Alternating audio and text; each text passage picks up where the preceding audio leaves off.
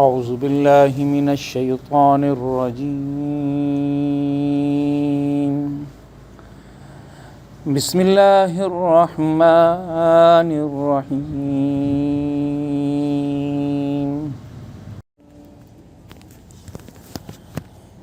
انا سنلقی علیک قولا ثقیلا ان ناشئة الليل هي أشد وطئا وأقوم قيلا إن لك في النهار سبحا طويلا واذكر اسم ربك وتبتل إليه تبتيلا رب المشرق والمغرب لا إله إلا هو فاتخذه وكيلا واصبر على ما يقولون واهجرهم هجرا جميلا صدق الله مولانا العظيم وصدق رسوله النبی الکریم۔ اللہ تبارک و تعالیٰ کے کلام پاک سے سورہ مزمل کی آیت نمبر 5 سے 10 تلاوت کی گئی۔ پچھلی مرتبہ ہم نے سورہ مزمل کی ابتدائی 4 آیاتوں پر گفتگو کی تھی اور آج ہم نے 5ویں سے 10ویں آیت تک کا سبق حاصل کرنا ہے۔ پچھلی 4 آیتوں میں اس سورہ مبارکہ کی تفصیل بیان کی گئی تھی، اس کی اہمیت بیان کی گئی تھی اور اس کی افادیت بیان کی گئی تھی۔ یہ بتایا گیا تھا کہ اللہ تبارک و تعالیٰ نے اس سورہ مبارکہ کو 2 مختلف حصوں میں نازل فرمایا ہے۔ بعض مفسرین کا کہنا ہے کہ پہلا حصہ نازل ہونے کے بعد جو دوسرا حصہ ہے اس میں چند ماہ کا فرق ہے، بعض نے سال کا فرق قرار دیا ہے، کسی نے 2 سال کا۔ لیکن مفسر تفہیم القرآن سے عبداللہ مودودی رحمۃ اللہ علیہ فرماتے ہیں کہ یہ مختلف ادوار اتنے وسیع ہیں کہ پہلا حصہ مکی دور میں، دوسرا حصہ مدنی دور میں نازل ہوا ہے، اور اس کے دلیل میں وہ یہ کہتے ہیں کہ دوسرے حصے میں جہاد کا ذکر آیا اور زکوٰۃ کا ذکر آیا۔ جہاد تو فرض ہی دوسرے حصے میں ہوا ہے، یعنی کہ مدنی دور میں ہوا ہے، اور زکوٰۃ بھی مدنی دور میں فرض ہوئی ہے، لہذا دوسرا دور قوی امکان یہ ہے کہ مدنی دور کے اندر نازل شدہ سورہ کا حصہ ہے۔ اللہ کے نبی صلی اللہ علیہ وسلم پر یہ جو آیات مبارکہ نازل ہوئیں، ان آیات مبارکہ کے اندر رب کائنات نے آقا نامدار حضرت محمد مصطفیٰ صلی اللہ علیہ وسلم کو مزمل کہہ کر مخاطب کیا، مدثر کہہ کر مخاطب کیا، یا ایھا المدثر اور یا ایھا المزمل۔ تدبر قرآن کے مفسر مولانا امین حسن اسرائیلی صاحب فرماتے ہیں کہ لفظ مزمل جو ہے وہ اصل میں متزمل ہے، لیکن تا جو ہے وہ مدغم ہو جاتا ہے زا کے اندر، اسی لیے مزمل بن جاتا ہے، اور انگریزی زبان میں بھی اسی طرح ہوتا ہے۔ انگلش لینگویج کے اندر ہم لوگ دیکھتے ہیں کہ آفن یعنی کہ اس کی اسپیلنگ میں ٹی بھی آتا ہے، آفٹن اس کو پڑھا جاتا ہے بعض اوقات۔ اسی طرح انگلش زبان کے اندر وسل کی اسپیلنگ دیکھ لی جائے تو جس طرح عربی زبان کے اندر، اسی طرح انگریزی زبان کے اندر بعض اوقات حروف سائلنٹ ہوتے ہیں۔ تو یہ لفظ متزمل ہے، زملونی پھر اسی سے نکلا، اور آقا نامدار حضرت محمد مصطفیٰ صلی اللہ علیہ وسلم کو رب کائنات مزمل کہہ کر مخاطب کیا، اور مدثر کے اندر بھی یہی ہے۔ یہ متدثر لفظ ہے اصل عربی زبان کا، لیکن پھر اس کے اندر سے یہ جو تا کا لفظ ہے یہ ضم ہو جاتا ہے۔ پھر فرمایا گیا کہ دعوت کے جو مختلف مراحل ہیں، یہ سب سے پہلا مرحلہ ہے جس کے اندر سورہ نازل ہوئی ہے۔ پہلا مرحلہ تو یہ تھا کہ جو انسانی عقائد کے اندر بہت سی خرافات آ گئی تھیں، انسان بہت سی بدعقیدگیوں کا شکار ہو چکا تھا، اپنے رب کو بھلا چکا تھا، الہامی تعلیمات کو بھلا چکا تھا، وجود دینے والے کو بھلا چکا تھا۔ اصل دین جو اللہ رب العالمین کی طرف سے تھا، نظام زندگی جو رب کائنات کی طرف سے تھا، اس کے اندر بہت سی اوہام اور خرافات شامل ہو گئی تھیں۔ تو پہلا مرحلہ تو یہ تھا کہ تطہیر کی جائے، عقائد کو درست کیا جائے، اوہام کو، خرافات کو عقائد میں سے نکالا جائے۔ تو جو پہلا دور اسلام کی وحی کا ہے وہ پورے کا پورا عقائد کی درستگی کا دور ہے، اور یہ اسی دور کی تطہیر کے دور کی نازل شدہ سورہ ہے کہ جس کے اندر رب کائنات نے اس تطہیر کے حوالے سے، عقائد کی درستگی کے حوالے سے آیات نازل کی ہیں۔ پھر دوسرا مرحلہ یہ ہوا ہے کہ جب یہ دعوت پھیلی ہے، تطہیر ہوئی ہے، لوگوں کو بات سمجھ میں آئی ہے، اور دعوت دین کی اس کشش کو لوگوں نے محسوس کیا ہے، لوگوں نے دعوت کو دوڑ کر پکڑنا شروع کر دیا ہے، تو پھر اس اسلام کی دعوت کو مٹانے کے لیے قافلے، لشکر اور مختلف قسم کے حربے استعمال کیے گئے، حملے اسلام پر ہوئے ہیں۔ تو ان حملوں سے بچنے کے لیے تدابیر سکھائی گئی اور بتائی گئی کہ آپ کو اپنے آپ کو کس طرح بچانا ہے۔ اور پھر تیسرا دعوت کا دور وہ ہے کہ اب حکم ہوا ہے کہ نکل جاؤ، اور جہاں تک پہنچ سکتے ہو نکل جاؤ، اٹھ کر کھڑے ہو جاؤ، دعوت کو پکڑو، قافلوں کی صورت میں نکلو، جہاد کے لیے نکلو اور اس دعوت کے ابلاغ کے لیے ایک بھرپور کام کرو اور پوری دنیا کے انسانوں تک دین کی دعوت پہنچا دو۔ تو یہ 3 مراحل ہیں، لیکن پہلا مرحلہ وہ جو تطہیر کا مرحلہ ہے اس دور کی نازلہ یہ سورہ ہے۔ پھر اس سورہ مبارکہ کے آخر حصے میں رب کائنات نے فرمایا کہ فَقْرَؤُوا مَا تَيَسَّرَ مِنَ الْقُرْآنِ، فَقْرَؤُوا قرأت کرو، پڑھو اس کو، ما تیسر جتنا اس کو پڑھ سکتے ہو اپنی سہولت کے ساتھ اور آسانی کے ساتھ، من القرآن قرآن میں سے پڑھو۔ یعنی کہ اس سورہ مبارکہ کے اندر اللہ تبارک و تعالیٰ آقا انعامدار حضرت محمد مصطفیٰ صلی اللہ علیہ وسلم کو یہ تعلیم دے رہا ہے کہ قرآن کا پڑھنا، قرآن کی تعلیم حاصل کرنا، قرآن کے ذریعے سے اپنے دل کے زنگ کو صاف کرنا ہر دور کے اہل ایمان کے لیے بہت ضروری ہے۔ یہ دلوں کی صفائی کے لیے بہت ضروری ہے، یہ تطہیر کے لیے، صفائی کے لیے، پاکائی کے لیے یہ بہت ضروری ہے، لہذا اس کو استعمال کرنا چاہیے۔ اس کے بعد آقا انعامدار حضرت محمد مصطفیٰ صلی اللہ علیہ وسلم کے حوالے سے نبی اکرم صلی اللہ علیہ وسلم کے بہت ہی قریبی رفقا، جن کے اندر بی بی عائشہ صدیقہ رضی اللہ تعالیٰ عنہ شامل ہیں، حضرت ابن عباس رضی اللہ تعالیٰ عنہ شامل ہیں۔ ان کی روایت کے اندر آتا ہے، مظہری کے اندر یہ روایت موجود ہے، ابو داؤد کے اندر یہ روایت موجود ہے اور نسائی کے اندر یہ روایت موجود ہے کہ اس سورہ کے نازل ہونے کے بعد اہل ایمان پر تہجد کی نماز فرض ہو گئی تھی اور فرض رہی، یہاں تک کہ حدیث کے اندر آتا ہے شب معراج میں جب وہ 5 نمازیں فرض ہوئیں تب جا کے تہجد کی فرضیت کا حکم منسوخ ہوا، لیکن سنت کی صورت میں آقا انعامدار حضرت محمد مصطفیٰ صلی اللہ علیہ وسلم پر بعد میں بھی یہ جاری رہی۔ اسی لیے اللہ رب العالمین نے اپنے پیارے پیغمبر آقا انعامدار حضرت محمد مصطفیٰ صلی اللہ علیہ وسلم کو وہ احکامات دیے کہ یا ایھا المدثر یا ایھا المزمل قم اللیل الا قلیلا، پھر فرمایا کہ نصفہ او انقص منہ قلیلا، رات کو جاگیں۔ اللیل کا ذکر آیا، لیل تو پوری رات ہوتی ہے سورج کے ڈھلنے سے لے کر اور سورج کے طلوع ہونے تک، یہ پوری رات ہوتی ہے، اسی لیے پھر وضاحت فرما دی گئی کہ یہ پوری کی پوری رات جاگنا مقصد نہیں ہے۔ نصفہ او انقص، یہ جو انقص کا لفظ ہے اس کی معنی ہے کہ اس کو کم کر دیں، ہم نقص کے معنی بھی اس میں استعمال کرتے ہیں، اگر کسی چیز میں کمی ہوتی ہے تو ہم کہتے ہیں اس کے اندر نقص ہے تو کم کر دیں اس کو، نصفہ او انقص منہ قلیلا، قلیل کر دیں، کچھ اس کے اندر کمیاں لے کر آ جائیں۔ پوری کی پوری رات جاگنا مقصد نہیں ہے، رات کے پہر میں جاگنا، اور وہ پہر کتنا ہونا چاہیے؟ نصفہ او انقص منہ قلیلا، آدھا یا آدھے سے کم ہونا چاہیے۔ لیکن اس کے اندر یہ بات بھی آ گئی کہ وہ جاگنا کون سا ہو۔ ایک جاگنا تو وہ ہے کہ جو ہم مغرب سے لے کر جاگ رہے ہوتے ہیں، عشاء کے بعد سے جاگ رہے ہوتے ہیں، اور آج کی دنیا کے اندر ہم دیکھیں لوگ تو ویسے ہی 12 بجے تک جاگ رہے ہوتے ہیں، تو یہ جاگنا جو نفس کے اوپر شاق نہیں ہے، یہ مطلوب نہیں ہے۔ وہ جاگنا کہ جب انسان سخت نیند کے اندر ہوتا ہے اور مشکل حالت کے اندر ہوتا ہے، گہری نیند کے اندر ہوتا ہے، اس نیند میں سے اٹھ کر جاگو، وہ جاگنا مقصود ہے۔ اسی لیے رات کے پچھلے پہر میں جاگنا، وہ جاگیں گے تو اللہ رب العالمین نے اس پچھلے پہر میں جاگنے کے لیے، چونکہ کوئی مخصوص گھڑی نہیں دیا سکتی تھی کہ انسان اس گھڑی کے آگے پیچھے ہونے سے وقت گنوانا بیٹھ جائے، تو وسعت دے دی گئی کہ نصفہ او انقص منہ قلیلا، یہ آدھا یا آدھے سے زیادہ اس رات کے اندر آپ لوگ جاگیں، یہ رب کائنات کا حکم ہوا۔ اور بالمجموع بھی جو حکم رب کائنات کی طرف سے اہل ایمان کو ہے وہ یہ کہ رب کی یاد سے، رب کے ذکر سے، رب کے کلام سے تعلق سے اور دین و ایمان کے حوالے سے اپنے آپ کو جوڑے رکھنے سے کبھی بھی اپنے آپ کو غافل نہیں کرنا۔ یہ بڑا اہم حکم ہے جو اہل ایمان کو دیا گیا ہے۔ آج کی دنیا کی زندگی کے اندر ہم دیکھتے ہیں کہ دنیا کی زندگی کے اندر انسان اس قدر غرق ہو گیا ہے کہ ان احکامات کو انسان بھول گیا ہے۔ اور اقبال نے خوب بات کہی تھی کہ اسے حاضر ملک الموت ہے تیرا جس نے قبض کی روح تیری دے کے تجھے فکر معاش۔ آج کے اس دور کے اندر اس فکر معاش نے ربی بلا دیا انسان سے،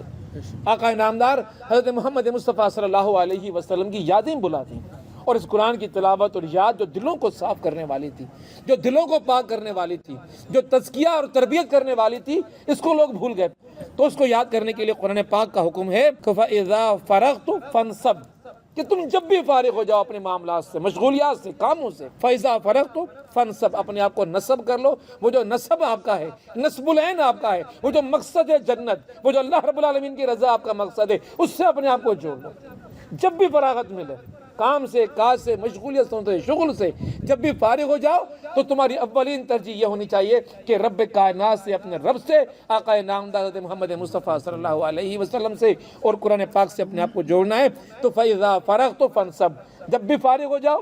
اپنے آپ کو جوڑ لو، نصب کر لو، اپنے آپ کو اپنے آپ کو ایسا جوڑ لو کہ اپنے اس مقصد سے اپنے آپ کو کبھی دور نہ کر پاؤ. یہ رب کائنات کا حکم ہے. لہٰذا یہ بات ثابت ہو جاتی ہے کہ یہ جو عبادت کرنی ہے اللہ رب العالمین کی، اس عبادت کے معاملات میں وہ جو مشغولیت جو انسان کی رزق اور ضروریات کے حوالے سے، اس سے جب بھی انسان فارغ ہو جائے تو پھر اللہ رب العالمین کی جو عبادت ہے اس کے لیے بھی محنت کی ضرورت ہے. اپنے آپ کو پوری محنت کے ساتھ، لگاؤ کے ساتھ، دلچسپی کے ساتھ اور پوری انسیت کے ساتھ، وابستگی کے ساتھ رب کائنات سے اپنے آپ کو وابستہ کرنا ہے. تو یہی پیغام ہے، یا ایھا المزمل قم اللیل الا قلیلا نصفہ او انقص منہ قلیلا. پھر فرمایا کہ ورتل القرآن ترتیلا. پوری وضاحت پچھلے درس کے اندر آ گئی تھی کہ صرف یہ مقصد نہیں ہے کہ راتوں کو جاگتے رہو. یا پھر اسلام کی اگر بات کی جائے تو دنیا کے اندر آج جو ریسرچ ہوتی ہے تو ریسرچ کی دو قسمیں ہوتی ہیں. ایک ہوتی ہے کوالٹیٹیو ریسرچ اور دوسری ہوتی ہے کوانٹیٹیو ریسرچ. ایک میں مقدار ہوتی ہے، دوسرے میں معیار ہوتی ہے. اسلام مقدار کی بات عبادات کے اندر نہیں کر رہا ہوتا. اسلام اگر عبادات میں بات کر رہا ہوتا تو معیار کی بات کر رہا ہوتا ہے. اور معیار کی بات یہاں پر یوں ہی ہے کہ جب تم ان راتوں کو جاگو گے اور قم اللیل کی بات کی گئی، کھڑے ہونے کی بات کی گئی، قیام کی بات کی گئی، تو قیام جو اللہ رب العالمین جس کی خاص طور پہ رب کائنات ذکر کر رہا ہے، تو قیام تو وہ حالت ہے کہ جس کے اندر اللہ رب العالمین کے کلام کو پڑھا جاتا ہے. قیام میں اللہ کا کلام، تو کلام کو پڑھنے کی بات آئی. یعنی کہ بات تو یہ ہے کہ جب کھڑے ہو گے، عبادت کرو گے، جڑ جاؤ گے رب کائنات سے. یاد رکھیے فرضیت کی دائرے میں داخل تھی تہجد کی نماز اس دور کے اندر. تو اس رات کے ان ادوار کے اندر کھڑے ہو کے نمازیں پڑھو. یہاں پر تعداد رکعتوں کی طے نہیں کر دی گئی، آزاد چھوڑ دیا گیا. اب لوگوں نے آج کے اس دور کے اندر، میں نے اتنے نوافل پڑھ لی ہے، میں نے اتنے قرآن کے ختم کر لی ہے، تو قرآن کے ختم کی تعداد خدا رب ذوالجلال کا مقصود نہیں ہے. کتنا دل لگا کر قرآن پڑھا گیا ہے، کتنا دل کی وابستگی کے ساتھ قرآن پڑھا گیا ہے، اور کتنا دل سوزی کے ساتھ قرآن پاک کو پڑھا گیا. یہ مقصد ہے. کتنا قرآن کے اندر اتر کر قرآن کو پڑھا گیا ہے، کتنا دل لگا کر قرآن کو پڑھا گیا. یہ مقصد ہے. اسی طرح نماز کا معاملہ بھی ہوتا ہے کہ خشوع جس چیز کو کہا جاتا ہے، خالص کر کے دل کو ہر طرح کی چیز کے ساتھ، ہر طرح کی چیز کے ساتھ، ہر طرح کی وابستگی کے ساتھ اپنے آپ کو جب رب کائنات سے بندہ جوڑ لیتا ہے تو وہ خشوع کی کیفیت وہ نماز کے اندر مطلوب ہوتی ہے. باقی انسان کا دماغ کہیں ہے، سوچیں کہیں ہیں، دل کہیں اور لگا ہوا ہے، اور انسان ایک تعداد کو پورا کر رہا ہے، تو یہ ٹھونگے مارنا، یہ مقدار پوری کرنا بغیر معیار کے، یہ عبادت پر اللہ رب العالمین کی بارگاہ کے اندر قبول بھی نہیں ہوتی. لہذا یہ بات یاد رکھنی چاہیے کہ وہ جو تہجد کی نماز جس کا ذکر یہاں پر کیا جا رہا ہے، جس کے اندر تسبیح بھی ہوتی ہے، جس کے اندر رکوع بھی ہوتا ہے، جس کے اندر سجدے بھی ہوتے ہیں، جس کے اندر قعدے بھی ہوتے ہیں، اللہ رب العالمین جس بات کی یہاں پر طلب کر رہا ہے وہ بات یہ ہے کہ اللہ رب العالمین کو قرآن کی قرأت مطلوب ہے یہاں پر. کیونکہ قرآن کی قرأت کے اندر پیغام ہے، زندگی کا پیغام ہے. ایک ایسا پیغام ہے کہ دلوں کے زنگوں کو اتارنے کے لیے رب کائنات کی طرف سے کہ شفا کے طور پر اپنے بندے کو عطا کر دیا گیا ہے. اب رب کائنات آیت نمبر 5 میں فرماتا ہے کہ انا سنلقی علیک قولا ثقیلا. ہم انا سنلقی، ہم آپ پر نازل کرنے والے ہیں، آپ پر ڈالنے والے ہیں، آپ پر رکھنے والے ہیں. انا سنلقی علیک، آپ پر، علامہ پر کا آپ پر، انا سنلقی علیک قولا ثقیلا، ایک قول، کلام، اللہ کا قول، اللہ کا کلام. لیکن وہ معمولی چیز نہیں ہے، یہ بڑا ثقیل ہے اور بڑا بھاری ہے. اس کو اٹھانا کوئی آسان چیز نہیں ہے. اس کو اٹھانے کی بات جب پہاڑوں سے کی گئی تو پہاڑوں نے رب کائنات کی بارگاہ کے اندر کہا کہ یہ پہاڑ کہنے لگے کہ یا رب ذوالجلال، یہ وزن ہم نہیں اٹھا سکتے، یہ بوجھ ہم نہیں اٹھا سکتے. انا سنلقی علیک قولا ثقیلا، انسان سے کہا جا رہا ہے. پہاڑ کیا کہہ رہا ہے کہ لو انزلنا هذا القرآن على جبل لرأيته خاشعا متصدعا من خشیۃ اللہ. ڈر کے مارے، خوف کے مارے ہم بکھر جائیں گے، ذرہ ذرہ ہو جائیں گے، ریزہ ریزہ ہو جائیں گے، یہ بوجھ ہم نہیں اٹھا پائیں گے. آج کا انسان جس قرآن کے بارے میں پہاڑوں کی رائے رب کائنات نے قرآن پاک میں اس طرح بیان کی، یہ دل اس قرآن کا حامل ہو کر اور پھر غافل ہو جائے کہ کوئی ذمہ داری بھی اس کے اوپر ہے، کوئی رب کائنات کی طرف سے اس کے اوپر بوجھ بھی ڈال دیا گیا ہے. اور ایک ایسا بوجھ کہ جس بوجھ کے بارے میں پھر رب کائنات قیامت کے دن پکارے گا، بولے گا، بلائے گا انسان کو کہ بتا تو نے اس قرآن کے اس بوجھ کو، اس ذمہ داری کو تو نے کس طرح ادا کیا. اور پھر قرآن کے الفاظ کیا ہیں؟ وقال الرسول، کوئی اور نہیں کہے گا، وہ جس کو میں نے تمہارے پاس بھیجا تھا، رسول خدا صلی اللہ علیہ وسلم، کہ جس کے لیے ہم سب یہ کہتے ہیں کہ ہمارے اماں، ہمارے ابا، ہماری پیاری سے پیاری ہستیاں سب کچھ ان کے قدموں پر قربان ہو جائیں، اتنی محبت ہم لوگ کہتے ہیں. تو خدا کیا کہتا ہے؟ وقال الرسول، تو رسول کیا کہے گا یا رب، اے میرے رب، ان قومی، بے شک یہ میری قوم. کون فریاد کر رہا ہے قوم کے خلاف؟ رسول خدا صلی اللہ علیہ وسلم. فرمایا جائے گا ان قوم اتخذوا هذا القرآن مہجورا، یہ وہ میری قوم ہے کہ جس نے اخذ کیا، لیا اس قرآن کو، هذا القرآن مہجورا، اس طرح کے کوئی متروک سی چیز ان کو مل گئی ہو. اس طرح مہجورا، جس طرح کوئی متروک چیز ان کو مل گئی ہو، بس ایسے ہی مل گئی ہو، بغیر کسی مشقت کے، بغیر کسی محنت کے. اس کی کوئی اہمیت، کوئی افادیت ان کی زندگیوں کے اندر نظر نہیں آ رہی ہوگی. تو خدا کے رسول اللہ کی بارگاہ میں اپنی ہی امت کے لیے، اپنی ہی قوم کے لوگوں کے لیے جنہوں نے قرآن کے ساتھ یہ رویہ اختیار کیا، اللہ کی بارگاہ میں یہ گواہی دے رہے ہوں گے. یہ بڑا اہم معاملہ ہے قرآن پاک کا. اسی لیے اللہ رب العالمین فرما رہا ہے ان آیات مبارکہ کے اندر کہ انا سنلقی علیک قولا ثقیلا. حدیث پاک میں آتا ہے کہ یہ تیسری وحی ہے. ابتدا کے اندر پہلے درس لیے جا رہے ہیں، پہلے سبق دیے جا رہے ہیں، آغاز میں بتا دیا جا رہا ہے کہ جو دیا جا رہا ہے وہ کتنا اہم ہے تمہارے لیے، کتنا ضروری ہے تمہارے لیے. دنیا کی کوئی چیز تمہارے لیے اتنی اہم نہیں ہے جتنی چیزیں خدا رب ذوالجلال کا قرآن ہے. آقا انعامدار حضرت محمد مصطفیٰ صلی اللہ علیہ وسلم اس قرآن کی تفسیر ہیں. جو قرآن کا پیغام الفاظ کی صورت میں آیا، عمل کی زندگی میں محمد مصطفیٰ کی زندگی سامنے آ گئی. تو اس قرآن کو محمد مصطفیٰ صلی اللہ علیہ وسلم کی زندگی سے الگ کر کے دیکھنے کی ضرورت نہیں ہے. الگ کر دیا جائے گا قرآن سمجھ میں نہیں آئے گا، بے روح ہو جائے گا قرآن، سمجھ میں نہیں آئے گا انسان کو. بے روح نمازیں پڑھتے رہے، بے کیف ہزاروں سجدے کیے، خود جس پہ عبادت ناز کرے، افسوس وہ سجدہ کر نہ سکے، پھر انسان کو وہ سجدے حاصل نہیں ہو پائیں گے، عبادات بے روح ہو جائیں گی. اسی لیے سمجھنے کی بات یہ ہے کہ رب کائنات خود یہ کہہ رہا ہے کہ انا سنلقی علیک قولا ثقیلا، بے شک ہم آپ کے اوپر ڈالنے والے ہیں، آپ پر بوجھ رکھنے والے ہیں، آپ کے اوپر ایک ایسا وزن ڈالنے والے ہیں کہ جو قول ثقیل کی کیفیت رکھتا ہے. اب اس کی دو معنی ہیں. آقا نامدار حضرت محمد مصطفیٰ صلی اللہ علیہ وسلم نے کہ صحابہ رضی اللہ تعالیٰ عنہ اجمعین نے، جن میں حضرت زید بن ثابت رضی اللہ تعالیٰ عنہ کو ذکر میں خاص طور پہ کروں گا، آپ صلی اللہ علیہ وسلم کے بارے میں فرماتے ہیں کہ آپ صلی اللہ علیہ وسلم پر ایک مرتبہ وحی نازل ہوئی، اور اتفاق سے اس وقت کیفیت یہ تھی کہ آپ صلی اللہ علیہ وسلم کا گھٹنا میرے گھٹنے کے اوپر تھا. اور جب وحی کی کیفیت شروع ہوئی ہے تو اختتام تک کیفیت یہ تھی کہ وزن جو مجھے اپنے گھٹنے پر محسوس ہوا، اس قدر وزن محسوس ہوا کہ مجھے خوف ہونے لگا کہ کہیں میرا گھٹنا چکنا چور نہ ہو جائے.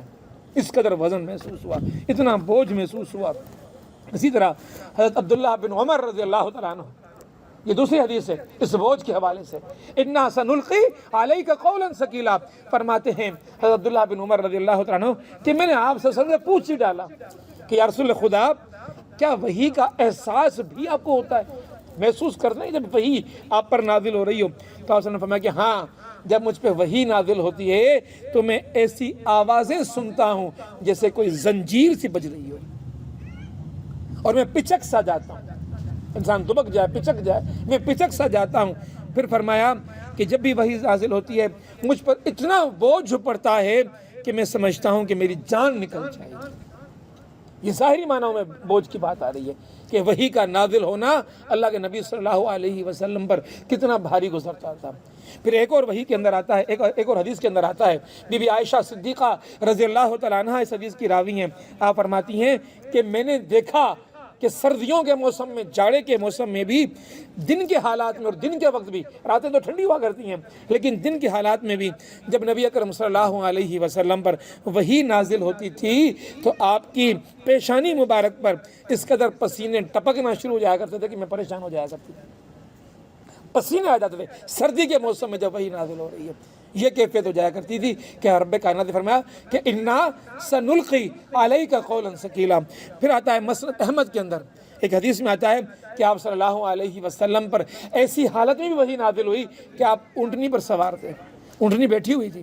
اور پھر کیفیت یہ تھی کہ جب وہ وحی نازل ہونے کی کیفیت شروع ہوئی اور ختم ہوئی تو اونٹنی کی حالت یہ تھی کہ اونٹنی جھکے ہی چلی جا رہی تھی، اس سے اپنے آپ کو بیٹھے ہوئے برقرار رکھنا مشکل ہو رہا تھا. ابن جریر کے اندر اس کے اندر اضافہ فرمایا، آپ فرماتے ہیں کہ جب تک وحی ختم نہ ہوئی تو وہ اونٹنی کوئی قدم اٹھانے کے قابل نہیں تھی، اس قدر بوجھ اس وحی کی کیفیت کے اندر آقا نامدار حضرت محمد مصطفیٰ صلی اللہ علیہ وسلم کو محسوس ہوا کرتا تھا۔ اسی حوالے سے عبد الرحمن فرماتے ہیں کہ نبی اکرم صلی اللہ علیہ وسلم کے اوپر جو یہ وحی نازل ہوئی، جس کو رب کائنات نے یہ فرمایا کہ یہ قول ثقیل ہے، بھاری ہے، اس بھاری وزن کو اٹھایا جا رہا ہے، تو تشبیہ دی کہ اگر کوئی بھاری وزن اٹھانے کے لیے کسی مزدور کو ہم بلاتے ہیں اور وہ وزن بھاری ہو تو پھر مزدوری بھی اس کو بھاری دیتے ہیں۔ تو یہ مزدور جو اس قرآن کے وزن کو اٹھاتا ہے اللہ کے ہاں، اللہ کی بارگاہ میں اس کی اجرت بھی بڑی بھاری ہے، بڑا وزنی اجر، بڑا اللہ رب العالمین کے اندر اللہ رب العالمین کی بارگاہ سے بے پناہ اجر بھی اللہ کے اس بندے کو ملتا ہے کہ جو اس کے لیے نکلتا ہے۔ اسی حوالے سے ذہن میں رکھنا چاہیے کہ یہ قرآن وہ پیغام ہے جس کو لے کر بندے نے اٹھنا ہے، تطہیر کرنی ہے جو پہلا دور،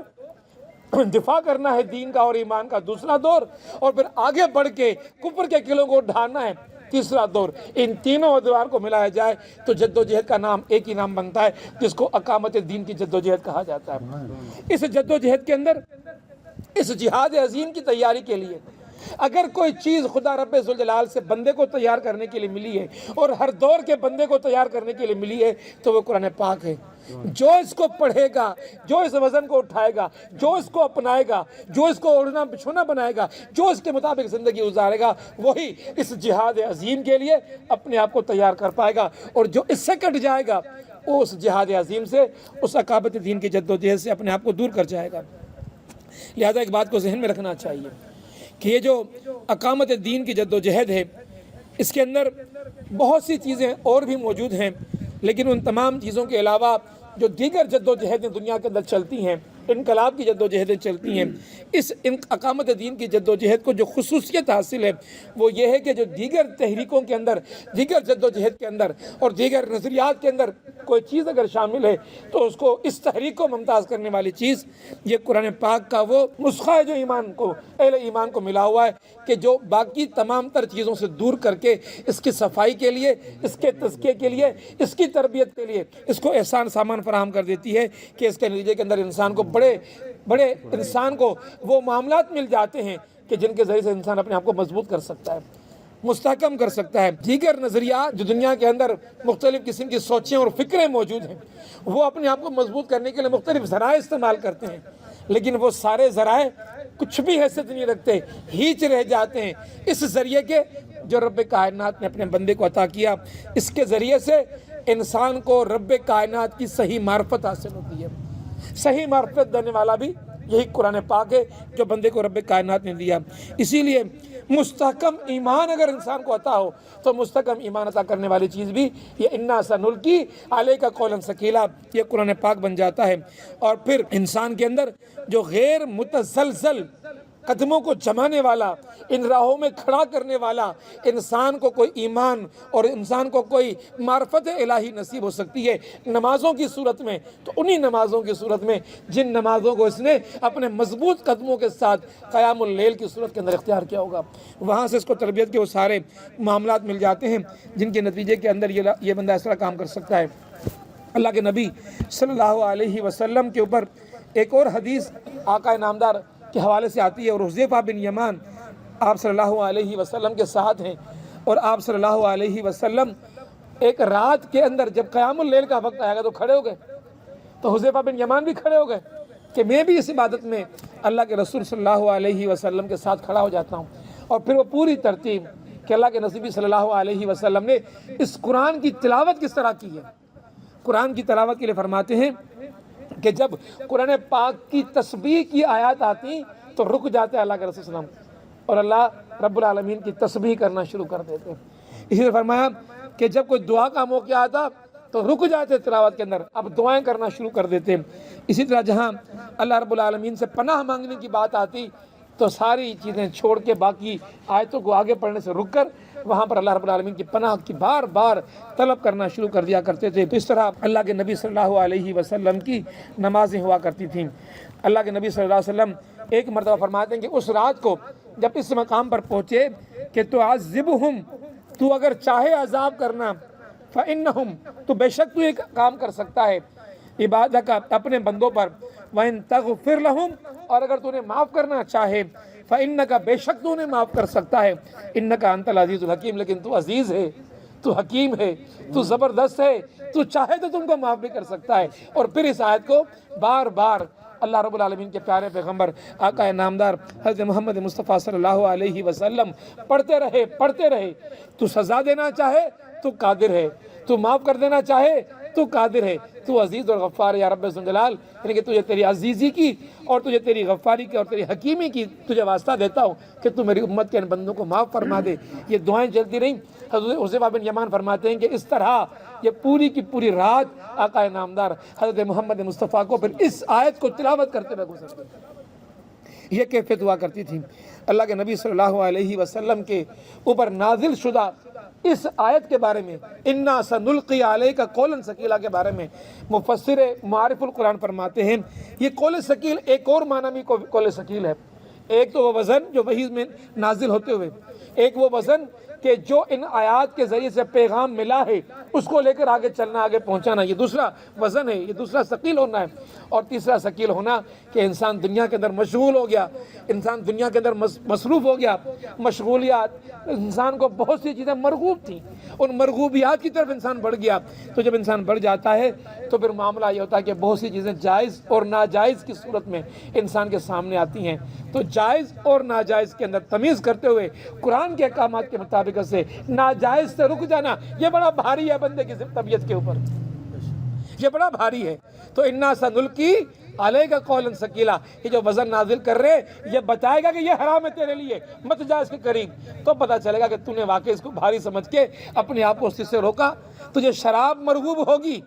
تجھے عورت مرغوب ہوگی، تجھے نفس کی خواہشات مرغوب ہوں گی، تجھے رشوت مرغوب ہوگی، اور جب تو قرآن کو پڑھے گا تو یہ بھاری قول جب تیرے پاس آئے گا تو حلال کے بارے میں تجھے بتائے گا، حرام کے بارے میں تجھے بتائے گا، اللہ کا قول بن کر تجھے بتائے گا، زندہ معجزہ بن کر تجھے بتائے گا، اللہ کا کلام بن کر تجھے بتائے گا۔ پھر دیکھنا یہ ہے کہ اس بھاری قول کو تو نے بھاری قول کے طور پر لے کر اپنے آپ کو گناہوں کی ان چیزوں سے روکا یا ان حرام کی بھی چیزوں سے روکا، یا تو ان کے اندر غرق رہا، ان کے اندر پڑا رہا، تو یہ طبیعت کے اوپر ایک بڑا بھاری بوجھ ہوگا، بڑا قول ہوگا رب کائنات کا۔ لہذا اس کو سمجھنے کی ضرورت ہے۔ اللہ کے پیارے پیغمبر آقا نامدار حضرت محمد مصطفیٰ صلی اللہ علیہ وسلم کے صحابہ نے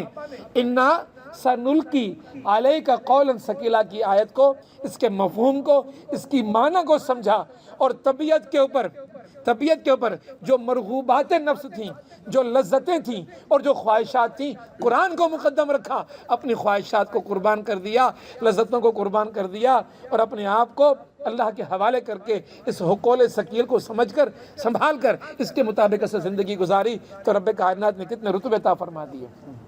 اِنَّا سَنُلْقِي عَلَيْكَ قَوْلًا ثَقِيلًا إِنَّ نَاشِئَةَ اللَّيْلِ هِيَ أَشَدُّ وَطْئًا وَأَقْوَمُ قِيلًا۔ ناشئ کے معنی اٹھنا۔ یہ قدیم عربی کے جو حبشی لوگ تھے ان کی زبان کے اندر عام لفظ تھا، لیکن جو مہذب زبان تھی عرب کی یا جو ان کی جدید زبان تھی اس کے اندر اتنا موجود نہیں تھا، لیکن قرآن نے ان حبشیوں کی زبانوں کے الفاظ کو بھی اٹھا کے اپنے اندر محفوظ کیا ہوا ہے۔ اِنَّ ناشیہ، بے شک یہ طرح اٹھنا ہے راتوں کو، اِنَّ ناشیۃ اللیل، راتوں کو طرح جو اٹھنا ہے، ہی اشد، بڑا شدید ہے،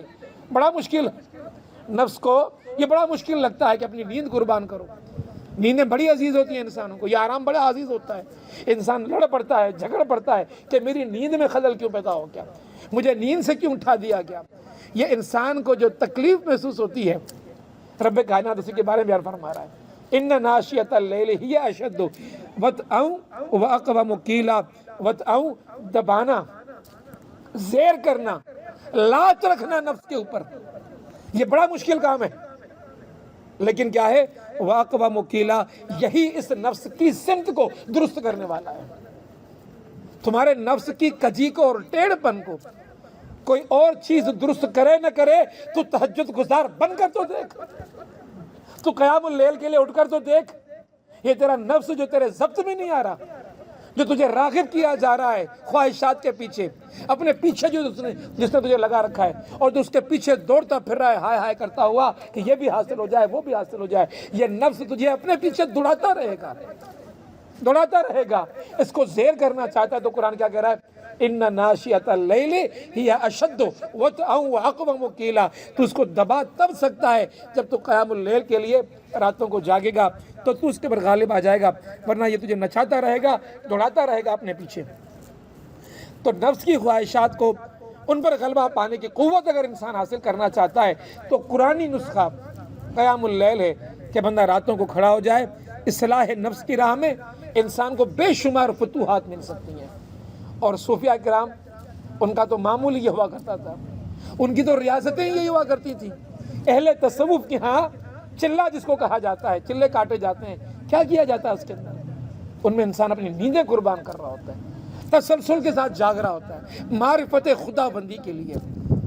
کچھ ہاتھ نہیں آتا بے آہ سحرگاہی، تو یہ کچھ ہاتھ کرنا ہے تو سحرگاہی تجھے کرنی پڑے گی، راتیں جاگتے تجھے گزارنی پڑے گی یہاں تک کہ سحر ہو جائے۔ جب تو ایسی کیفیت سے اپنے آپ کو گزارے گا، اس طرح کی راتوں کو اپنے آپ کو گزارے گا، تب تجھے کچھ حاصل آئے گا، ورنہ تو اپنے آپ کو اپنے رب کی رضا کے ان راستوں پر کامیاب نہیں کر پائے گا۔ اس حوالے سے یہ بات سمجھنی چاہیے کہ اللہ رب العالمین انسان کو جو جرت دیتا ہے اپنے نفس پر قابو پانے کی، وہ رات کی عبادات میں انسان کو مزید کیفیت کے اندر حاصل ہو جاتی ہے دن کی کیفیات کے لحاظ سے۔ اسی لیے معلوم یہ ہوا خدا رب ذوالجلال کیوں کہہ رہا ہے کہ رات کے پہر میں جب آدھی رات گزر جائے تو میرا بندہ تمہیں میری بارگاہ میں کھڑا ہو جائے۔ تو معلوم یہ ہوا، مفسر یہ کہتے ہیں کہ خدا کی عطا کی جو مخصوص گھڑیاں ہیں، خدا کی عطا کی جو مخصوص گھڑیاں ہیں، جب جوش میں آ کر، جوبن میں آ کر خدا رب ذوالجلال سخا کے اندر آ کر اپنے بندے کو نوازنا چاہتا ہے تو بندہ تو سویا ہوا ہوتا ہے۔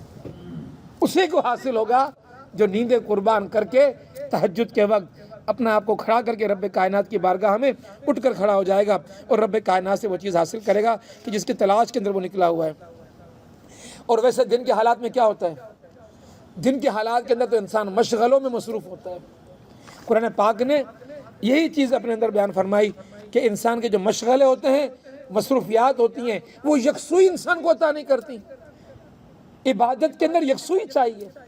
خدا سے دل لگانا ہے، یکسوئی سے دل لگانا چاہتا ہے انسان، تو یکسوئی تو انسان کو حاصل ہو سکتی ہے راتوں کی انہیں پہروں کے اندر۔ کوئی آواز نہیں ہوگی، کوئی پکار نہیں ہوگی، کوئی کاروبار نہیں ہوگا، کوئی دھندا نہیں ہوگا، کوئی مشغلہ نہیں ہوگا، کوئی دوست نہیں ہوگا، کوئی یار نہیں ہوگا، یہ بندہ ہوگا اور رب ہوگا اور کلام ہوگا اور گفتگویں ہوں گی اور راز و نیاز کی باتیں ہو رہی ہوں گی۔ تو اس کے لیے یہ وقت ہے جو رب کائنات نے مخصوص کیا ہے کہ ان اوقات کے اندر بندہ اپنے آپ کو مجھ سے واپس کر لے، تو دل جمعی والی وہ جو عبادت ہے وہ انسان کو تبھی حاصل ہو سکتی ہے کہ جب انسان وَأَقْوَمُ قِيلًا اپنے آپ کو رات کی حالات میں کھڑا کر دے۔ اور ان حالات کے اندر جو بندہ اپنے آپ کو کھڑا کرتا ہے، اس حوالے سے یہ بات بھی ذہن میں رکھنی چاہیے کہ انسان کا جب دل بیدار ہو، جاگتے ہوئے اور پورے خیال کے ساتھ کوئی مانگے، دن کی حالات کے اندر یہ ممکن نہیں ہوتا۔ یکسوئی خیالات کی مانگنے کے لیے بھی چاہیے کہ اس کے اندر وہ دل سوزی بھی آ جائے، درد مندی بھی آ جائے، خدا کو پکارنا ہے، خدا کو راضی کرنا ہے۔ دیکھو ڈاڈھو ہے، غالب ہے، جو جس کو راضی کرنا ہے اس کو راضی کرنے کے لیے ایک کیفیت سے تجھے بھی گزرنا ہے، گڑ گڑانے کے لیے، رونے کے لیے۔ تو معاملہ یہ ہو جاتا ہے کہ بندہ دن میں کھڑا ہو کر نماز کے لیے ہاتھ باندھ کر گڑ گڑانا شروع کر دے، رونا شروع کر دے، چہرہ بنا لے وہ والا، لوگ بولیں گے ریا کر رہا ہے۔ اور اگر لوگ نہ بھی کہیں تو بندے کے دل میں یہ اکساہٹ آ سکتی ہے کہ لوگ مجھے عبادت گزار کہیں، نیکوکار کہیں، تو یہ دن کے اندر ریا کی کیفیت بندے کے اندر آ سکتی ہے۔ لیکن رات کو تو جاگ رہا ہے، رات کو تو رو رہا ہے، رات کو تیرے دل کی کیفیات کچھ اور ہی ہو گئی ہیں، تجھ میں اور تیرے بندے کے درمیان اب کوئی اور موجود ہی نہیں ہے۔ تو تیرا اور تیرے رب کا جو معاملہ ہے اب اسے کوئی اور نہیں دیکھ رہا، تو رب چاہتا ہے کہ دنیا سے کٹ کے ایسے پہروں میں میرے پاس آ کہ جب تجھے کوئی اور دیکھنے والا نہ ہو، کہ تو میری بارگاہ کے اندر کھڑا ہو کر کہ تو مجھ سے مانگ رہا ہو، کوئی ریا کا شائبہ بھی تیرے قریب نہ آئے۔ اِنَّا سَنُلْقِي عَلَيْكَ قَوْلًا ثَقِيلًا إِنَّ نَاشِئَةَ اللَّيْلِ هِيَ أَشَدُّ وَطْئًا وَأَقْوَمُ قِيلًا۔ تو رات کا جو یہ پہر ہے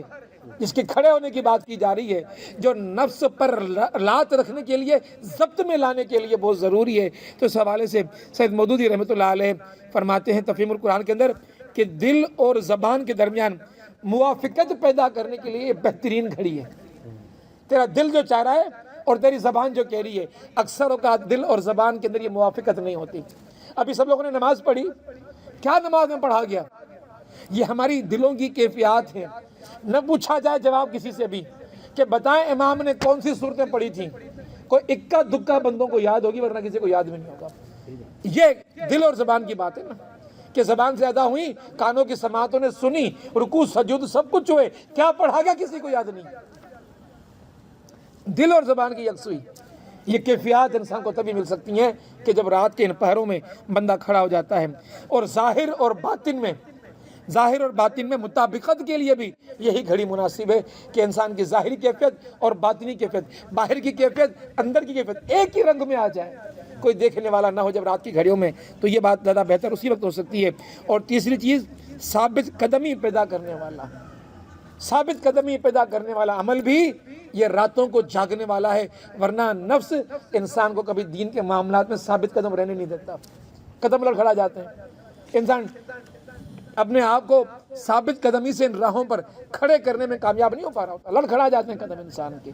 تو وہی ثابت قدم ثابت ہوئے اللہ کی بارگاہ کے اندر، جنہوں نے راتوں کے ان پہروں کے اندر اپنے آپ کو اپنے رب کی بارگاہ میں کھڑا کر دیا، وہی دین کے معاملات میں بھی کھڑے رہے نظر آئے۔ ان لک فی النہار سبحا طویلا، قرآن پاک کی اگلی آیت نمبر 7، ان لک فی النہار، نہار دن کو کہا جاتا ہے، بے شک جو دن کے اوقات ہوتے ہیں، سبحا طویلا، یہ سبحن کی دو معنی کی گئی کہ دن کا جو وقت ہے اس کو سبحن کہا گیا، طویلا یہ جو دن کے وقت ہوتے ہیں وہ لمبے وقت ہوتے ہیں، لمبی گھڑیاں ہوتی ہیں، رات کو تو بندہ کافی وقت سویا رہتا ہے، رات کا تو ٹائم وقت انسان کو ملتا ہی مختصر ہے، تو دن کا وقت طویل حالت میں بندے کو مل رہا ہوتا ہے، ایک معنی یہ نکالی گئی۔ اور چونکہ اس طویل وقت میں انسان اپنی روزی کے اندر لگا ہوا ہے، مشاغل کے اندر لگا ہوا ہے، تجھے تو وہاں وقت ہی نہیں مل رہا، اسی لیے تو رات کو اپنے آپ کو کھڑا کر دے۔ لیکن تدبر قرآن نے اس کی معنی بالکل مختلف کر دی۔ آپ کا اور میرا دل بھی بات مانے گا کہ احمد حسن اصلاحی صاحب نے جو بات کی ہے وہ بالکل درست بات کی ہے، اور آپ نے فرمایا سبحن کے معنی صبح والی معنی ہوں، دن والی معنی ہوں، یہ کہتے ہیں کہ اس کی معنی تسبیح والے ہیں، اللہ کی تعریف کرنا، اللہ جی سارا کرنا۔ اسی لیے فرمایا یہ جو سبح کے معنی ہے وہ تیرنے کے معنی میں بھی آتا ہے، چلنے کے معاملے میں بھی آتی ہے معنی میں، پھر فرمایا کہ یہ ان معنوں میں اگر آ جائے تو یہ تیرنا، اس طرح کے شغل وغیرہ ان مصروفیات کے معنوں میں یہ اتنا معروف نہیں ہے، عموماً جو یہ معروف ہے سبحن کا لفظ یہ تسبیح کے معاملات میں ہے۔ اسی لیے فرمایا جن کے جو طویل معاملات ہیں آپ کے، ان معاملات کے اندر بھی خود کو رب سے کاٹو نہ، راتوں کو تو کھڑے ہو رہے ہو، تم رات کا وقت خدا سے جڑنے کا مخصوص کر کے دن میں خدا سے کٹ جاؤ، یہ مقصود نہیں ہے۔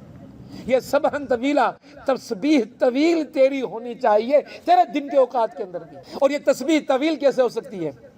ان لک فی النہار، بے شک یہ جو تیرا سلسلہ ہے تیرے رب سے جڑنے کا سلسلہ، راتوں کو تو اکیلا اور تنہا اپنے رب کی بارگاہ کے اندر کھڑا ہوا ہے، لیکن جب دن میں آئے تو تجھے تیرے رب کا کلام یاد ہونا چاہیے جو تو نے رات پڑھا تھا۔ اب اس کے عمل کا وقت آ گیا، رات تو نے پڑھی وہ تھیوری تھی، یہ پریکٹیکل کا ٹائم ہے، تو تھیوری اینڈ پریکٹیکل یہ these both should be aligned، ان دونوں کو بالکل ایک دوسرے کا ہم نوا ہونا چاہیے۔ رات کا قرآن تجھے کچھ اور کہہ رہا ہے، دن کا تیرا عمل کچھ اور کہہ رہا ہے، تیرے عمل کے اندر مطابقت ہی نہیں ہے۔ اب جب تو دن کے اندر کھڑا ہو جائے، اپنی ڈیوٹی پر تیرے جانے کا وقت ہو جائے، تو تیرا رات کا کھڑا ہونا ڈیوٹی کے وقت کو تجھے اپنی ڈیوٹی پر پہنچا دے۔ ناپ تول کرنے لگے تو رات کا تیرا جاگنا تیرے ناپ تول کے معاملے کو درست کروا دے۔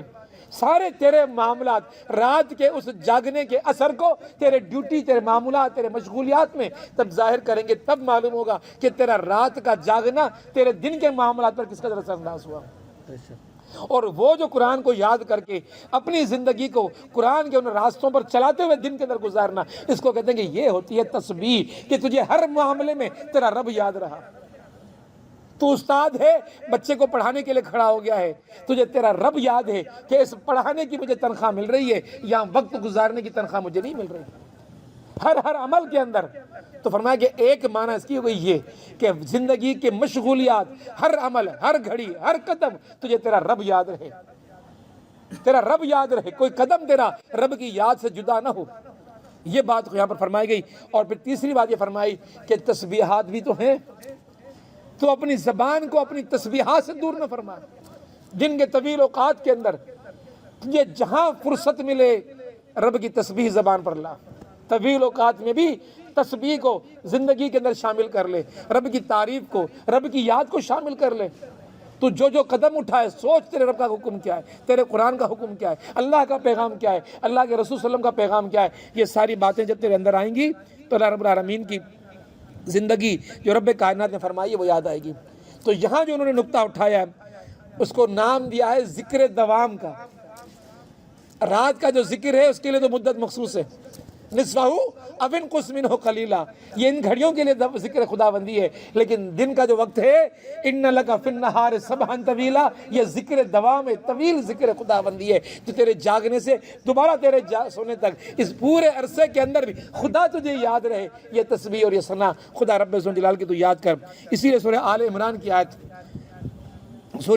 کی آیت فرمائی کہ الذین یذکرون اللہ قیاما وقعودا، یہ خدا کو یاد کرتے ہیں حالت قیام کے اندر اور حالت قعود کے اندر، وعلی جنوبہم، اور جو بھی ان کی کیفیت ہوتی ہے، جہاں بھی ان کا رخ ہوتا ہے، جس بھی مشروغیت کے اندر ہوتے ہیں، یہ رب کی یاد کو زندہ اور تازہ رکھنے والے لوگ ہوتے ہیں۔ وَيَتَفَكَّرُونَ، ان کو فکر ہوتی ہے، یہ رات کو اللہ کی فکر، دن کو اللہ کو بھلا دیا، یہ معاملہ نہیں ہے ان کا۔ یا ایھا المزمل قم اللیل الا قلیلا نصفہ او انقص منہ قلیلا او زد علیہ ورتل القرآن ترتیلا انا سنلقی علیک قولا ثقیلا ان ناشئۃ اللیل ہی اشد وطئا واقوم قیلا ان لک فی النہار سبحا طویلا۔ پہلی کڑی سے اس کڑی کو مسلسل دیکھیے، ایک ہی بات کہی جا رہی ہے، اپنے رب سے، اپنے رب کے دیے ہوئے کام سے اپنے آپ کو جوڑ لے، اپنے آپ کو اس سے غافل نہ فرما۔ وَيَتَفَكَّرُونَ فِي خَلْقِ السَّمَاوَاتِ وَالْأَرْضِ، خلق السماوات والارض، فکر کر کے آسمان کس نے بنایا، زمین کس نے بنایا۔ جب دن کی آنکھیں تیری کھلی ہیں تو تیری نگاہیں فکر والی نگاہیں بن جائیں، تو جو کچھ دیکھ رہا ہو تو یہ خدا کی یاد آ رہی ہو اور خدا کی پہچان آ رہی ہو۔ ربنا ما خلقت ھذا، سوچ کے رب کائنات نے ان چیزوں کو کیسے خلق کیا، تخلیق کیا، تو تیری نگاہ خدا کو پہچاننے والی نگاہ دن کے اندر بن جائے۔ اپنی نگاہوں کو خدا سے غافل نگاہیں مت بناؤ، ہر چیز کے اندر خدا کو یاد رکھو، ہر چیز کے اندر خدا یاد رکھنا چاہیے۔ حاضر باطل سبحانک فقنا عذاب النار، پھر انسان دعا کرے کہ اللہ رب العالمین عذاب النار سے انسان کو بتائے۔ وَاذْكُرِ اسْمَ رَبِّكَ وَتَبَتَّلْ إِلَيْهِ تَبْتِيلًا، ذکر کرو، ذکر کی بات آئی، اللہ کا ذکر کرو، ذکر طویل کرو، یہ ذکر کرو اور کیا کرو، الگ رہ کر ذکر کرو،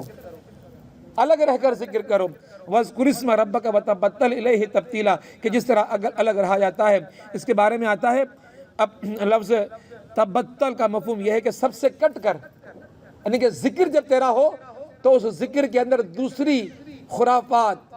دوسرے شرک، دوسرے اوہام، دوسری خرافات کو بھی دل میں رکھ کے بیٹھا ہوا ہے، نہیں، سب کو کاٹ اپنے آپ سے، ایک اللہ کا ہو جا، سب کو کاٹ، ایک اللہ کا بن کر اپنے آپ کو رکھ۔ کہا کہ اس کے اندر مفہوم بنا یہ ہے کہ ہر وقت مصروفیت ہو، یا تو لوگوں کے ساتھ ہو یا لوگوں سے الگ ہو، ہر گھڑی تجھے رب کی یاد ہو، اپنے آپ کو اس طرح کر، تو نظر اٹھائے تجھے رب یاد آئے، تو زبان کھولے تجھے رب یاد آئے، تو کان سے سنے تجھے رب یاد آئے، تو قدم اٹھائے تجھے رب یاد آئے، تیری کیفیت یہ والی بننی چاہیے۔ تو یہ معاملہ انسان کو اس لیے سمجھایا جا رہا ہے کہ انسان جب دعوت کی راہوں کے اندر نکلنے جائے گا، دعوت کے میدانوں میں جائے گا، تو انسان کو دعوت کے میدانوں کے اندر اپنے نفس کی اصلاح کے لیے اس معاملے کو ہر وقت رکھنا پڑے گا۔ اسی لیے تدبر قرآن کے اندر مولانا امین حسن اصلاحی صاحب فرماتے ہیں کہ یہ جو انسان اپنے آپ کو صفات الہیہ جو قرآن پاک میں مذکور ہوئی ہیں، ان صفات الہیہ سے اپنے آپ کو جوڑنے کی کوشش کرنی چاہیے۔ یہ انسان کو جب مل جاتی ہیں تو انسان اپنے آپ کو، اپنے نفس کو قابو کرنے میں کامیاب ہوتا ہے۔ رب المشرق والمغرب، وہ رب کہ جو مشرق کا بھی رب ہے اور مغرب کا بھی رب ہے، تو کسی اور کا نہیں ہوا، تو اس کا ہوا ہے جس سے بڑھ کر کوئی نہیں ہے۔ رب المشرق والمغرب لا الہ الا ہوا فاتخذہ، اخذ کر لے، اخذ کر لے، لے لے، وکیلا، اس کو اپنا وکیل بنا لے، تو اپنا سب کچھ اس کے حوالے کر دے۔ جب تو وکیل بنا کے مقدمہ لڑنے جاتا ہے تو خود اپنی وکالت نہیں کرتا، اس یقین کے ساتھ اپنا مسئلہ اس کے حوالے کرتا ہے کہ تیرے زندگی کے جو مشکل گھڑی تھی، جو تجھ پہ مقدمہ تھا، تیرا وہ مقدمہ یہ بہتر لڑ سکتا ہے، تو خدا کو اپنا وکیل بنا کے دیکھ لے، خدا کے حوالے اپنے آپ کو کر لے۔ وَكَفَى بِاللَّهِ وَكِيلًا، اور اللہ سے بڑھ کر وکیل کون ہو سکتا ہے؟ تو اللہ کا ذکر کر، اللہ کے سپرد کر اپنے معاملات کو، اپنے حالات کو، اپنی کیفیات کو، اپنے دل کو، اپنے دماغ کو، اپنی ساری چیزوں کو جب تو کرے گا تو رب کائنات کا تجھے وہ تقرب حاصل ہو جائے گا، تو تیری زبان سے رب وہ الفاظ نکالے گا، تیرے معاملات کو رب اس طرح سے استوار کر دے گا، تیری زندگی اس قرآن کی زندگی بن جائے گی اور محمد مصطفیٰ صلی اللہ علیہ وسلم کی سنت والی زندگی بن جائے گی۔ تو میرے دوستوں اور بھائیوں، ذرا غور کیجئے، یہ قرآن پاک کی چند آیات ہمارے سامنے تلاوت کی گئیں۔ آج 5واں سبق تھا ہمارے سامنے۔ ان اسباق کے اندر ہم بھی آج موجود ہیں، کبھی ہمارے بھائی بند دوست یہاں موجود ہوا کرتے تھے، ان دروس کو سنا کرتے تھے، لیکن یہ جو قیمتی لمحات زندگی کے ہیں، ان کو اگر قیمتی واقعی بنانا ہے تو یہ قرآن کے ساتھ جڑنے کی صورتیں بن سکتے ہیں، ورنہ نہیں بن سکتے۔ پھر ایک وقت وہ آتا ہے کہ جب انسان اپنے سارے معاملات یہاں دنیا کے اندر چھوڑ کے رب کی بارگاہ کے اندر چلا جاتا ہے، اور پھر ہم وہاں پکارتے پکارتے پیچھے چل رہے ہوتے ہیں، ان جنازوں کو کندھوں پر لے کر یاد دلا رہے ہوتے ہیں کہ اشہد ان لا الہ الا اللہ و اشہد ان محمد الرسول اللہ۔ اگر زندگی میں وہ خدا یاد نہ رہا، وہ محمد مصطفیٰ یاد نہ رہے، تو پھر اب جب جنازے کندھوں پر ہمارے ہوں گے تو پھر وہ کتنے بھی پکارنے والے ہمارے جنازوں کے شریک ہمیں جھنجھوڑ کر بھی کہہ رہے ہوں گے اب یاد کر، وہ یاد آنا ہمارے کسی کام کا نہیں ہوگا۔ جس طرح حدیث میں آتا ہے، طویل حدیث ہے، کہ جب بندہ قبر میں اترتا ہے اور جب جنازہ میں آنے والے لوگ، دفنانے والے لوگ واپس پلٹتے ہیں، تو پھر وہاں پر ان فرشتوں کا آنے کا وقت شروع ہو جاتا ہے، اور پھر امتحان شروع ہو جاتا ہے، اور جو بیسک انیشل ریکروٹمنٹ ہوتی ہے، یا کہتے ہیں اسکروٹنی ہوتی ہے کہ کون جنتی اور کون جہنمی ہے، اس کے اسکروٹنی کے 3 بیسک کوسچنز، بنیادی سوالات اللہ رب العالمین نے ان فرشتوں کے ذریعے سے بتا دیے کہ کون سے سوالات ہوں گے، کہ من ربک، من نبیو کا، من دینو کا۔ تو فرمایا کہ جو رب کی فکر میں رہنے والا ہوگا، جو نبی سے محبت کرنے والا ہوگا، جو دین کے لیے نکلنے والا ہوگا، وہ بڑا فرحاں جواب دے گا، اللہ میرا رب ہے، محمد میرے پیغمبر ہیں، دین اسلام میرا دین ہے۔ فرمایا کہ وہ جو دنیا کے اندر غافل ہو گیا، وہ غافل دل، اس سے جب سوال ہوگا من رب کا، زندگی میں ذہن میں رب رہا ہی نہیں، اس نے تو نفس کو رب بنا دیا تھا، نفس کو رب بنایا ہوا تھا، تو چیخے گا، چلائے گا، جس میں آتا ہے ہائے ہائے مجھے تو نہیں معلوم میرا رب کون ہے، ہائے ہائے مجھے تو نہیں معلوم مجھے رب کون ہے۔ من نبیوں کا، کہاں چلا وہ نبی کی سنت کے اوپر، کہاں عمل کیا نبی کی سنت پر، کہاں دل لگایا نبی کے ساتھ، کہاں وابستگی پیدا ہوئی قلبی نبی کے ساتھ، کہاں دین کے معاملات کے اندر، زندگی کے معاملات کے اندر، گھر کے معاملات کے اندر، کاروبار کے معاملات کے اندر، پورے سیاسی معاملات کے اندر، ملکی معاملات کے اندر، بین الاقوامی معاملات کے اندر، خیالات کے اندر اگر رسول خدا اور دین یاد رہا تو قبر میں بھی کہے گا کہ میرے رسول محمد مصطفیٰ ہیں، قبر کے اندر بھی کہے گا کہ میرا دین اسلام ہے۔ لیکن یہاں جستجو نہ رہی، یہاں فکر نہ رہی، یہاں انسان غافل رہا، تو پھر وہاں کی زندگی کے اندر انسان کے پاس چیخنے اور چلانے اور ہائے ہائے کرنے کے سوا کچھ باقی نہیں بچے گا۔ اسی لیے ہمارے ایک بھائی کا بھی انتقال ہوا، وصال ہوا، وہ زندگی سے اپنا سفر مکمل کر کے یہاں سے چلا گیا۔ اب ہمارے بھی چلنے کے لمحات اور واقعات اور گھڑیاں ہم سے کچھ دور نہیں ہیں، کیا معلوم کون کس طرح کب کس گھڑی میں اپنے رب کے حضور پیش ہو سکتا ہے۔ میں بھی جب اس جنازے کے لیے آ رہا تھا، میں نے بھی مسلم جان بھائی کو فرمایا کہ یہ سیری کراس کرتے ہوئے میری کار بھی سامنے آنے والی کار سے ٹکرا گئی، لیکن لمحہ تھا کہ میں چیخا اور میرے ڈرائیور نے ہلکی سی گاڑی موڑی اور میرے سائیڈ کو وہ چرتی ہوئی گئی، سامنے اگر لگ جاتی تو شاید آپ لوگ میرے جنازے میں بھی آ رہے ہوتے۔ یہ فرق ہے زندگی کا، بس آن گھڑی کھڑی ہو گئی موت ہماری بھی، کچھ نہیں معلوم کس وقت گئی زندگی، کچھ نہیں معلوم۔ اور پھر جب یہ جسم چلا جائے گا، وہ جو روح رب کی بارگاہ میں باقی رہنی ہے، وہ جو قبر میں باقی رہنی ہے، جس کو میدان حشر میں کھڑا ہوا جانا ہے، جس کو جنت یا دوزخ میں جانا ہے، پھر تو پکار کر ہاں اور الہا اور آہو پکار کرتی رہ جائے گی، اس کے علاوہ کچھ باقی نہیں بچے گا۔ اسی لیے جہاں پر ہم اپنے اس مرحوم بھائی کے لیے دعا کرتے ہیں، اپنے لیے بھی دعا کریں۔ اللہ کے رسول صلی اللہ علیہ وسلم نے وہ جو دعا سکھائی ہے جنازہ نماز کے اندر، جو ہم پڑھتے ہیں نماز جنازہ کے اندر، کبھی اس کے الفاظ پہ غور کریں۔ اللہم اغفر لحینا، مرا ہوا بندہ سامنے رکھا ہوا ہے، وہ چارپائی کھٹ جس پہ مردہ رکھا ہوا ہے، اس کے لیے دعا سے پہلے اپنے لیے دعا مانگ رہے ہیں، زندہوں کے لیے دعا مانگ رہے ہیں، اللہم اغفر لحینا، بعد میں کہتے ہیں ومیتنا، اللہم اغفر لحینا ومیتنا شاہدنا و غائبنا، جو حاضر ہیں جو غائب ہیں ان کے لیے دعائیں مانگی جا رہی ہیں۔ کون ہے شاہد اور کون ہے غائب؟ وہ لوگ زندہ ہیں سارے کے سارے لوگ، دعا کہاں جا رہی ہے؟ یہ ساری کی ساری دعا تو زندوں کے لیے جا رہی ہے۔ اللہم اغفر لحینا و میتنا و شاہدنا و غائبنا و صغیرنا و کبیرنا و ذکرنا و انثانا، چھوٹوں کے لیے، بڑوں کے لیے، مردوں کے لیے، عورتوں کے لیے، سب زندہ ہیں جن کے لیے دعا مانگی جا رہی ہے۔ اللہم احییتہ منا فاحی علی الاسلام، دعا اس وقت مانگ رہے ہیں کہ زندہ رکھ کو اسلام پر زندہ رکھ. جب زندہ تھے تو اسلام یاد کیوں نہیں رہا؟ اس وقت تو نظریات کچھ اور تھے ہمارے. اس کو سامنے رکھ کر یہ دعا مانگ رہے ہیں, اس کو سامنے رکھ کے کہ اگر اللہ رب العالمین ہم زندہ ہیں, اس کو مرتا ہوا دیکھ رہے ہیں, اس کا جنازہ اٹھا رہے ہیں, اے رب ذوالجلال تو ہمیں ہوش دے دے. دعا تو یہ مانگ رہے ہیں وہاں کھڑے ہو کر, یہ دعا مانگ رہے ہیں. اللہم من احییتہ, اگر زندہ تو ہمیں زندگی دیتا ہے, حیاتی دیتا ہے, فاحیی الاسلام, وہ حیاتی دے, وہ زندگی دے جو اسلام والی ہو. اور جب موت دے تو وہ موت دے جو ایمان والی موت ہو. اب مانگ رہے موت دے, منہ مرا ہوا ہے, اس کے لیے کیا دعا مانگ رہے ہیں؟ دعا تو ہے ہی اپنے لیے. صرف ایک لفظ آیا شروع والا, مغفر لے حینا و میتنا, باقی ساری دعا وہ ساری دعا زندوں کے لیے تھی جو ہم سب لوگوں نے اس دن وہاں پڑھی. کس کے لیے دعا مانگی تھی؟ لیکن اس دعا کا مفہوم ذہن میں ہوتا, شعور میں ہوتا کہ ہم کیا مانگ رہے ہیں, تو شاید ایک جنازہ ہی ہماری زندگی کی سمت کو تبدیل کرنے کے لیے کافی ہے. اور اگر اس جنازے کے اوپر یہ سب کچھ پڑھ کے بے خیالی کے اندر زبان پہ اترے ہوئے الفاظ, زبان پہ اترے ہوئے الفاظ, دل میں اترے ہوئے الفاظ نہیں تھے, تو دلوں کے رنگ تبدیل نہیں ہوتے, دلوں میں بھی انقلاب نہیں آتا. دلوں کے رنگ اور زنگ وہی رہتے ہیں جو پہلے سے موجود تھے. تو تبدیلی تب آئے گی انسان کے دلوں کے اندر جب دل میں اتارنے والی بات بندہ کر رہا ہوگا. ہمارا بھائی ہم سے چلا گیا, آئیں سب مل کر اس کے لیے دعا کرتے ہیں. اور دعا کا جو سب سے بہترین طریقہ ہے, سورہ فاتحہ پڑھیں. آج دعا میں جائیں تو لوگ آتے پتہ نہیں کیا مانگتے, لمحوں کی بات ہوتی ہے, یوں ہاتھ اٹھتا ہے, یوں ہاتھ چھوڑتے ہیں, ملنا شروع کر دیتے ہیں, پتہ نہیں کیا مانگ رہے ہیں. اگر سوچ کے مانگیں, تعلیم کیا ہے, سورہ فاتحہ پڑھی جائے. آپ کم از کم ایک قرآن کا ختم تو اس کو دے کر جائیں, وہ مشکل نہیں ہے. 3 کل پڑھ دیں, آپ ایک قرآن کا ختم اس کو دے کر اٹھ رہے ہیں.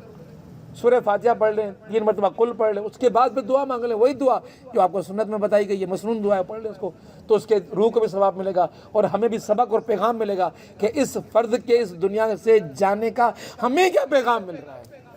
ہماری کتاب بھی بد دعا چاہتی ہے, ہم نے بھی چلنا ہے رب کی بارگاہ کے اندر, ہم اپنی زندگی کی سمتوں کو درست کر لیں. اللہ رب سے دعا کرتے ہیں, آئیں مل کر سب دعا کریں. الحمدللہ رب العالمین الرحمن الرحیم مالک یوم الدین ایاک نعبد و ایاک نستعین اہدنا الصراط المستقیم صراط الذین انعمت علیہم غیر المغضوب علیہم ولا الضالین.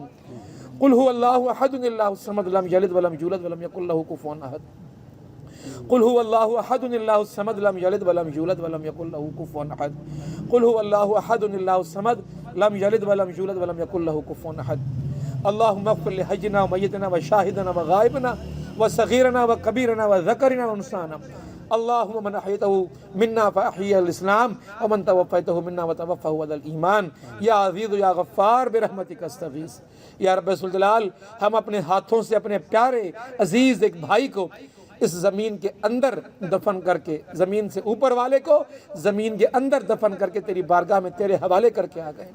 یا رب ذوالجلال, آج جو اب ہم زمین کے اوپر بیٹھے ہوئے, ہم سب کو بھی ایک ایک کر کے اس قبر کے اندر اسی طرح زمین کے اندر جانا ہے. یا رب ذوالجلال, تو ہمارے اس بھائی کو بھی, اس کی روح کو بھی جہنم کے عذاب سے, تکلیفوں سے, قبر کی سختیوں سے بچا. یا رب ذوالجلال, ان کے جتنے بھی وابستگان ہیں ان کو یہ صدمہ برداشت کرنے کی توفیق عطا فرما. یا رب ذوالجلال, ان کے پر تمام مصائب و تکالیف کو دور فرما, ان کی تمام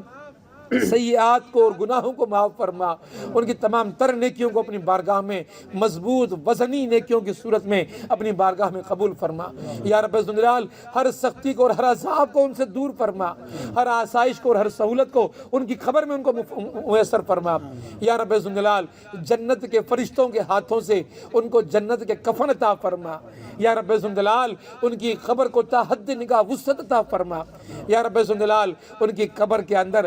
معطر عطر ان کی قبر کو معطر کرنے کے لیے عطا فرما. یا رب ذوالجلال, تو ان کی قبر کے اندر جنت کی کھڑکیوں کو کھول دے. یا رب ذوالجلال, ان کے پر سلامتی بھیجنے والے فرشتے بھیج دے. یا رب ذوالجلال, تو ان کے لیے قبر کی مشکلات کو آسان بنا دے, قبر کے سوالوں کو آسان بنا دے. اے رب ذوالجلال, تو جنتی فرشتوں کو اس روح کو اٹھانے کے لیے وہاں روانہ فرما دے. یا رب ذوالجلال, ہر آزمائش سے اور ہر مشکل سے ان کو بچا دے. یا رب जलाल हम जिंदा हैं, तूने हमें ज़िंदगी अता कर रखी है, न जाने कितने कितने लम्हात हम सब लोगों ने अपने अपने हिस्से में बाकी रख रखे हैं। या रब जलाल गुज़िश्ता ज़िंदगी की तमाम तर सय्यात को माफ़ फरमा और रब जलाल आइंदा ज़िंदगी दीन की राहों पर चलने की हम सबको तौफीक अता फरमा। सल्लल्लाहु ताला अला खैर खल्किही व नूर अर्शिही मुहम्मद व आलिही व असहाबिही व अहले बैतिही अजमईन, आमीन या रब्बल आलमीन।